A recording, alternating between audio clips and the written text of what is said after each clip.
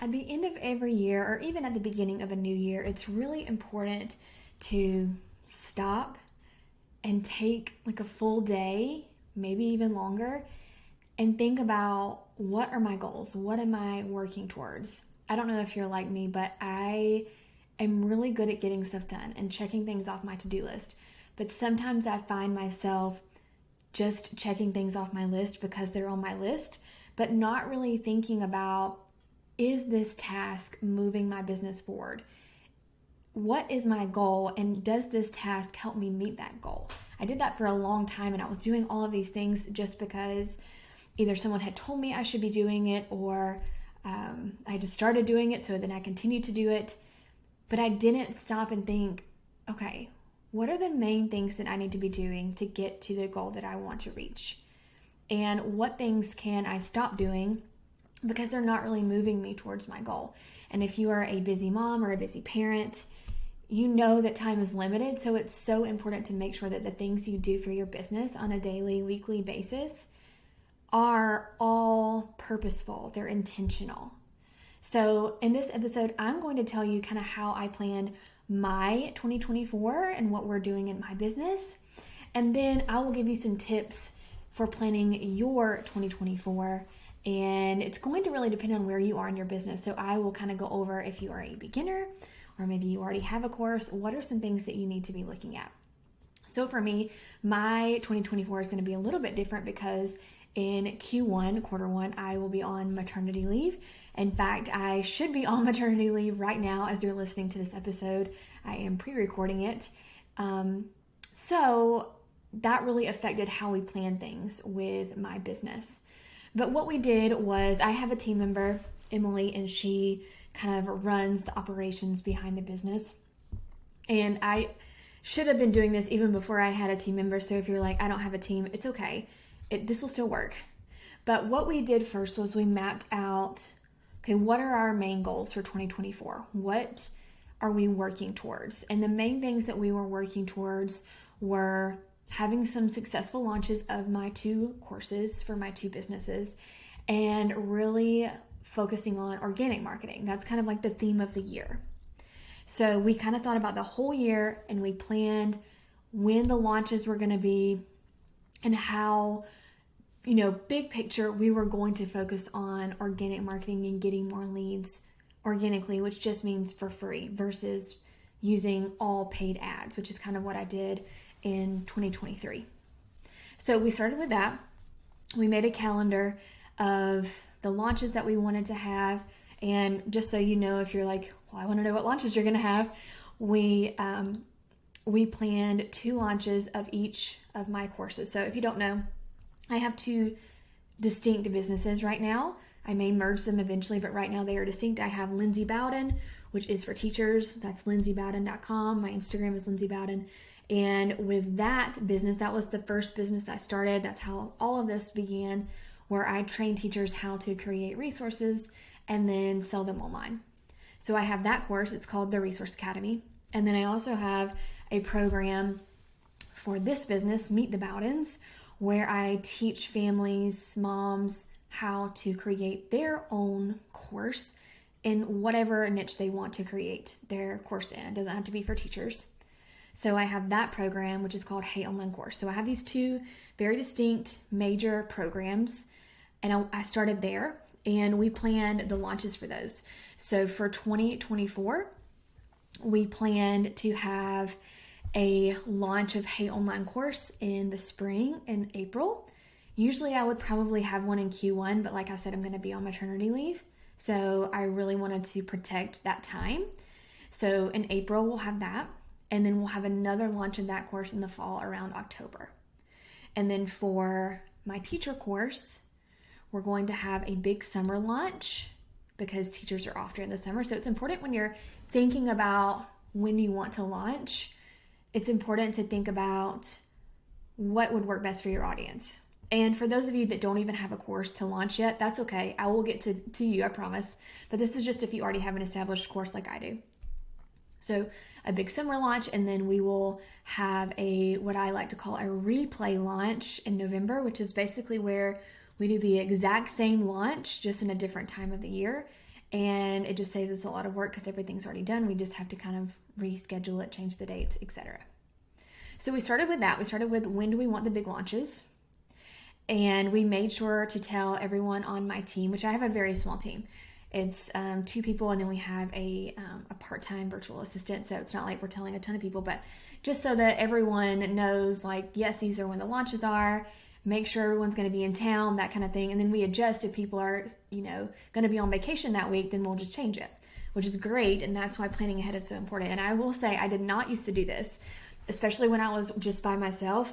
I would plan a launch like the month before. I'd be like, oh yeah, I want to launch next month. And it was just chaos because I was flying by the seat of my pants, basically, and I didn't have a clear plan. So this is so much more helpful to plan the whole year of launches. And of course, things might change, but it's a good starting spot. So then what we did was we thought about, okay, so we want this organic marketing. We want to really focus on that. How can we accomplish that? So that's actually one of the reasons we started this podcast, because this is organic. It's free. We don't pay anything really for the podcast other than to host it, which I think is $5 a month. That's it. So podcasting is a really inexpensive way to market. Maybe I should do an episode on how to start a podcast because it's actually pretty easy. So we thought about that, and then we thought about how can we repurpose the content from the podcast to reach more people. So we are taking one podcast episode, and I always record them so we can actually put them on YouTube as well. So it's a podcast episode and a YouTube video all in one. We also can take that same podcast and make a blog post out of it using AI, ChatGPT. Of course, editing it, you don't want to just throw something that ChatGPT gave you up on a blog post, but it's a good starting spot. So you can kind of see a theme here, really trying to systematize and repurpose and work less while still reaching more people, work in the smartest way possible, the most efficient way possible with this organic marketing strategy. So we can make a blog post out of it. We can also take snippets from the podcast or the YouTube video and make reels or YouTube shorts. Lots of things that we can do just from this one main source of organic marketing.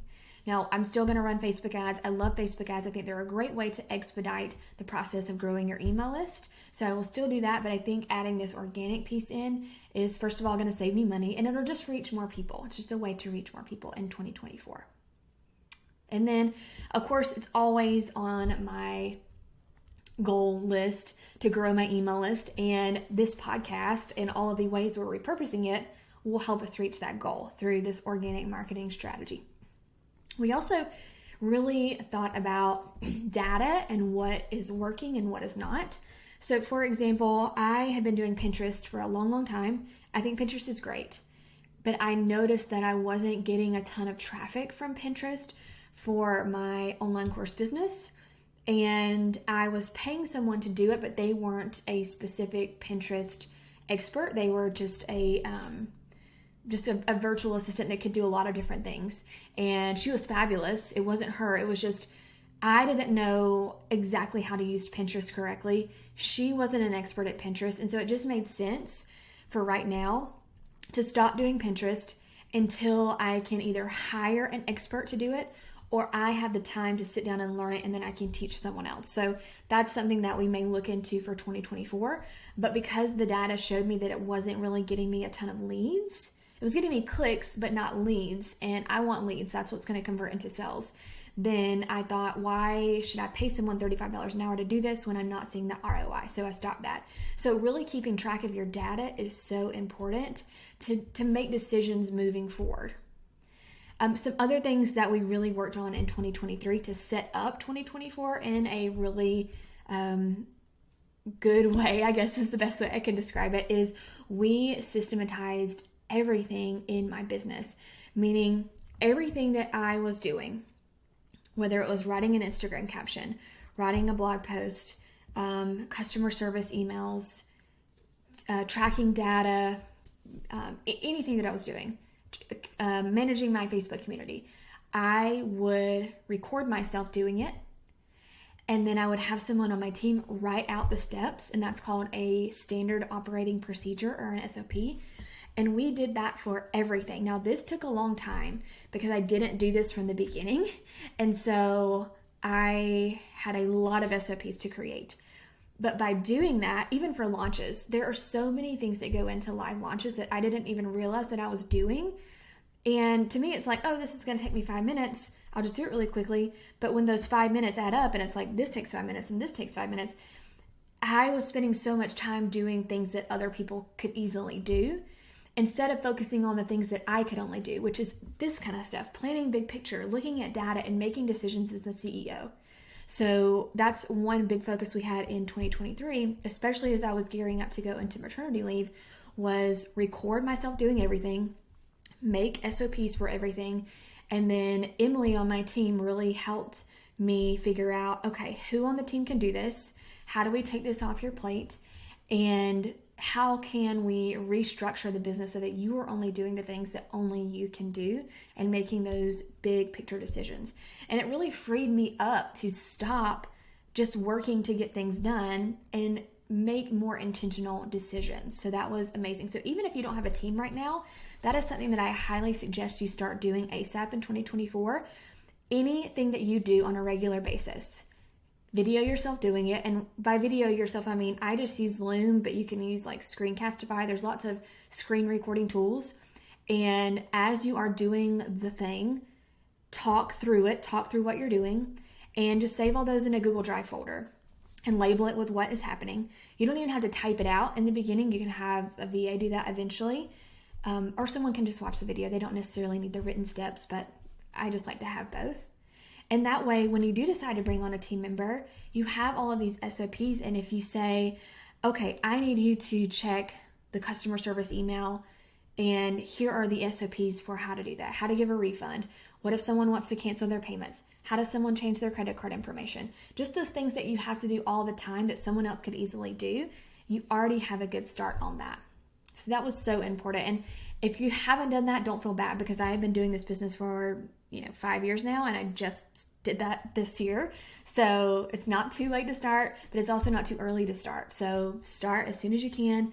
That was probably the best thing that I did in 2023, to be honest, to prepare for 2024.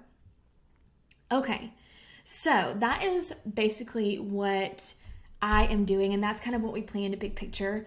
Now, we also will sit down, Emily and I, every quarter and kind of say, okay, so what's the plan for this quarter? What do we need to get done? Let's make sure everything is in Asana, which is our project management tool. It's my favorite. You should definitely check it out. It's free. Let's make sure we have, everything assigned, etc. And let's look back at the quarter before and see if what we're doing is working. Look at the data, and then we can make decisions for the next quarter. But I always like to get that big picture view first. So that's what we did. So let's talk about what you should be doing to plan for your 2024.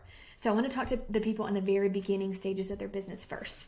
So let's say that you don't even have a niche or a course or an audience or anything yet. You're brand new.